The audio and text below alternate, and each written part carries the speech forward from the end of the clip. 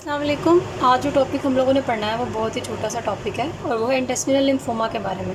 पहले हम लोगों ने एसोफेजियल कार्सिनोमा के बारे में पढ़ा, फिर हम लोगों ने गैस्ट्रिक कार्सिनोमा के बारे में पढ़ा। अब हम इंटेस्टिनल कैंसर यानी इंटेस्टिनल लिम्फोमा के बारे में पढ़ेंगे। जो लिम्फोमाज होते हैं वो बेसिकली आपके लिम्फोसाइट से अराइज़ करते हैं, उनकी एबनॉर्मल ग्रोथ होती है। यहाँ आपके WBCs की बात करें, बी और टी लिम्फोसाइट जो होते हैं वो पार्ट होते हैं WBCs का। तो जब WBCs की ग्रोथ हमारी बॉडी में बहुत ज़्यादा होती है तो उसकी वजह से हमारे लिम्फ नोड जो हैं वो स्वोलन होना शुरू हो जाते हैं। बॉडी में all over the body lymph nodes जो होते हैं वो प्रेजेंट होते हैं।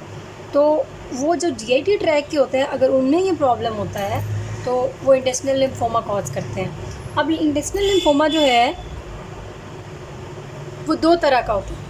वो प्राइमरी लिम्फोमा होता है, वो सेकेंडरी लिम्फोमा होता है। जो प्राइमरी लिम्फोमाज होते हैं वो डिस्टल स्मॉल इंटेस्टाइन में अराइज करते हैं और वो डायरेक्टली स्मॉल इंटेस्टाइन को ही इन्वॉल्व करते हैं, यानी कि इंटेस्टाइन में ही अराइज होते हैं। इंटेस्टाइन के जो लिम्फेटिक सिस्टम है उसी को अफेक्ट करते हैं। लेकिन जो सेकेंडरी होते हैं वो कहीं और से डिसैमिनेटेड होते हैं। वो किसी और डिज़ीज़ यानी कि वो किसी और एरिया की या ऑर्गन के लिम्फ नोड्स जो होते हैं, जब वहाँ पे डिज़ीज़ होगी तो वो फिर यहाँ तक अगर आ जाती है इंटेस्टाइन तक। लाइक अगर चेस्ट के लिम्फ नोड्स जो है वहाँ पे प्रॉब्लम है, वो इंटेस्टाइन के उधर आ जाते हैं तो वहाँ पे डिसैमिनेटेड डिजीज़ उसको बोलते हैं। तो उसकी वजह से सेकेंडरी लिम्फोमा अराइज होते हैं। तो ये डिसैमिनेटेड डिजीज़ की वजह से होते हैं। जो प्राइमरी है वो डायरेक्टली स्मॉल इंटेस्टाइन को और distal part of small intestine को इन्वॉल्व करता है। जो सेकेंडरी है वो डिसैमिनेटेड डिजीज़ है और वो बाद में इंटेस्टाइन को फिर इन्वॉल्व करता है। अब इसमें जो मेनली ये होते हैं ये हॉजकिन, नॉन हॉजकिन लिम्फोमाज होते हैं।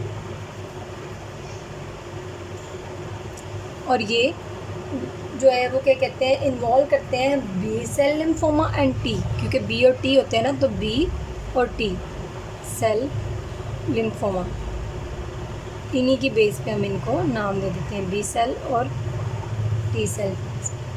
ठीक है। और जो प्राइमरी लिम्फोमाज होते हैं वो ऑलमोस्ट 20% जो है वो मिलिग्नेंसी कॉज करते हैं। यानी कि अगर आपके इंटेस्टाइन में प्रॉब्लम है कोई और वो कोई मिलिग्नेंट ट्यूमर है तो वो मेनली 20% केसेस में वो लिम्फ एडिनोपैथी होती है, यहाँ कह लें इंटेस्टिनल लिम्फोमा होता है। अब हम इसके क्लिनिकल फीचर्स की बात करते हैं कि इसमें पेशेंट जो है वो किन किन साइन और सिम्टम्स के साथ प्रेजेंट करता है।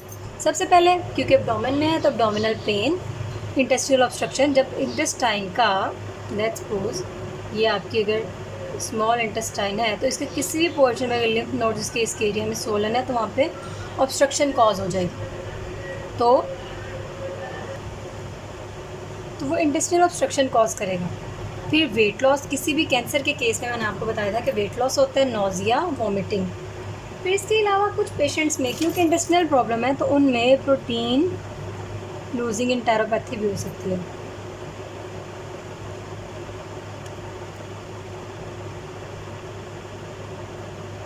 लूज स्टूल उसमें होता है और पेशेंट जो है उसका प्रोटीन जो है वो डाइजेशन उसकी नहीं होती या वो जो है वो सेव नहीं होता।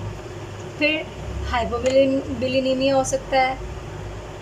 क्या होता है कि क्लिनिकली कोई किसी किस्म का कोई मैस नहीं होता, यानी कि जैसे अगर एब्डोमेन में कोई मैस डेवलप होता है, आपके चेस्ट के एरिया में डेवलप होता है तो आप हैंड से उसको फील कर सकते हैं, पल्पेट कर सकते हैं। लेकिन जब लिम्फोमास बनते हैं तो उनको आप पल्पेट नहीं कर सकते। वो आप एब्डोमिनल CT स्कैन करवाते हैं या कोई और टेस्ट करवाते हैं या आपने अल्ट्रासाउंड करवाया है तो उस केस में वो उसके ऊपर आपको नज़र आते हैं कि इस एरिया में स्वोलन लिम्फ नोड्स हैं। तो क्लिनिकली तो देयर इज़ नो पल्पेबल लिम्फोडेनोपैथी और हेपेटोस्प्लेनोमेगाली।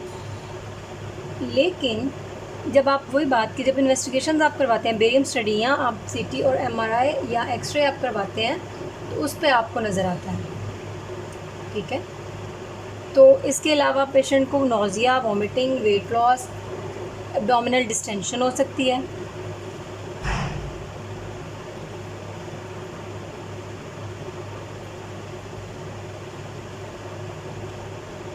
फिर मेलिना के साथ पेशेंट डेवलप हो सकता है, प्रेजेंट कर सकता है, सॉरी, कि उसको जो है वो मेलिना डेवलप हो गया, उसके स्टूल में जो ब्लड जो है वो आना शुरू हो जाता है, उसको कहते हैं मेलिना।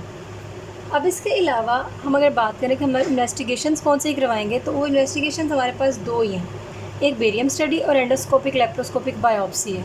इन दोनों से हम इसको डायग्नोसिस को कंफर्म कर सकते हैं। बेरियम स्टडी जो है वो क्या करती है कि वो आपके उस साइट को लोकलाइज कर देती है, बता देती है, लोकलाइज द साइट।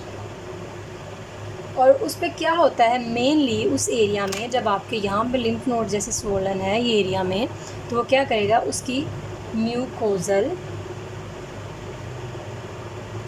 फोल्ड्स की थिकनिंग, वो थिक हो जाएंगे, मोटे होना शुरू हो जाएंगे, तो म्यूकोजल फोल्ड की थिकनिंग होना शुरू हो जाएगी, नोड्यूल्स बनेंगे, इरेगुलर अल्सरेशन हो सकती है जिन जगहों पे, प्लस इरेगुलर अल्सरेशन कि वहाँ पे जब आपकी एक स्मॉल इंटेस्टाइन है लेट्स सपोज यहाँ पे, तो इस एरिया में आपके पास एक तो इन ये जो है ये थिक होना शुरू हो जाएंगे, दूसरा यहाँ पे अल्सर्स डेवलप होना शुरू हो जाएंगे। तो क्या होगा कि जब हमने पेशेंट को बेरियम स्टडी दी तो इसमें हम लोग बेरियम पिलाते हैं जो कि वाइट कलर का होता है, तो वो सब्सटेंस जो कंट्रास्ट है वो इन एरियाज़ में उसकी स्टेसिस होना शुरू हो जाएगी, रुकना शुरू हो जाएगा जो अल्सरेशन होती है। तो ये दो हम लोगों को चीज़ें मिलती हैं बेरियम स्टडी में, जिसमें म्यूकोजल फोल्ड की थिकनिंग होती है और रेगुलर अल्सरेशन होती है। एंडोस्कोपिक जो प्रोसीजर्स होते हैं उसमें क्या करते हैं हम कि इसकी बायोप्सी परफॉर्म करवाते हैं और बायोप्सी से हम लोगों को कंफर्मेशन मिलती है कि यहाँ पे WBCs की ग्रोथ ज़्यादा हो रही है। फिर इसकी अगर आपने स्टेजिंग करनी है तो CT scan for staging, stage 1 है या स्टेज 2 है, ठीक है। अब अगर हम इसके ट्रीटमेंट की बात करें तो ट्रीटमेंट जो है वो बेसिकली इसकी स्टेज पे ही डिपेंड करता है कि डिज़ीज़ की स्टेज कौन सी है। मेनली रिसेक्शन, सर्जिकल रिसेक्शन करवाते हैं अगर तो फिजिबल है, मुमकिन है, लेकिन लेट स्टेजेस में जो है वो क्या कहते हैं हम उसकी डिबल्किंग कर देते हैं और फिर कीमोथेरेपी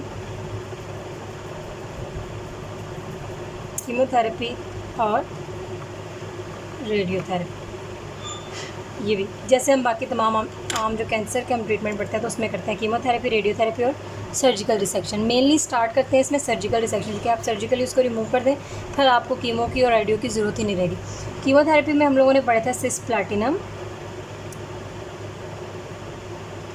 +5-फ्लोरोयूरासिल। तो ये था हमारा आज का टॉपिक। उम्मीद है कि आपको समझ आ गई होगी। इसके अलावा अगर कुछ आपने पूछना हो आप पूछ सकते हैं। Thank you. अस्सलाम वालेकुम।